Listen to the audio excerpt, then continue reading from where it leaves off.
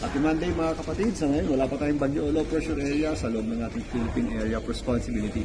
Pilitin natin ito ating satellite image. Kung mapapansin nyo, relatively medyo manipis pa yung kaulapan natin sa malaking bahagi ng ating bansa dahil nga medyo mahina ang epekto ng habagat or southwest monsoon.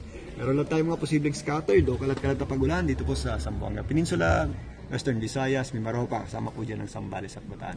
Ngayong umaga, meron tayong mga flare-ups ng thunderstorms dito sa ilang bahagi ng Caraga, kasama po dyan ng Davao Region, Bicol Region, at Occidental Mindoro, maging dito sa ilang bahagi ng Western Visayas. Pero yan po yung mga passing showers lamang namin or yung mga tinatawag natin mga passing thunderstorms.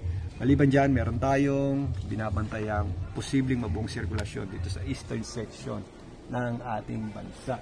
Ito po ay posibleng mag-develop or maging isang ganap na low pressure area at bagyo ngayong midweek hanggang sa darating na weekend dito po sa loob ng ating Philippine Area of Responsibility. Kung mapapansin nyo dito sa ating wind map, yan po ay posibleng lumapit at dumikit dito sa hilagang bahagi ng Luzon. So yan po ay merong or magkakaroon ng direct effect sa ating bansa.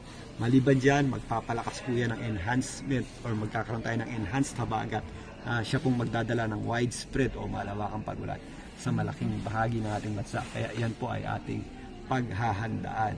Yan po ay ngayong darating na weekend hanggang sa susunod na linggo. At kung mapapansin nyo dito sa Tropical Cyclone Threat Potential ng Pag-asa, pinapakita rin po dito ang possibility o tsansa na may mabuong sirkulasyon o posibleng bagyo dito sa eastern section ng ating bansa. Yan po ay mga posibleng low pressure area nga at bagyo. So yan muna ang ating pagtalakay dito sa ating babantayan sa malang panahon ngayong linggo. Maganda at mag-ingat po tayo.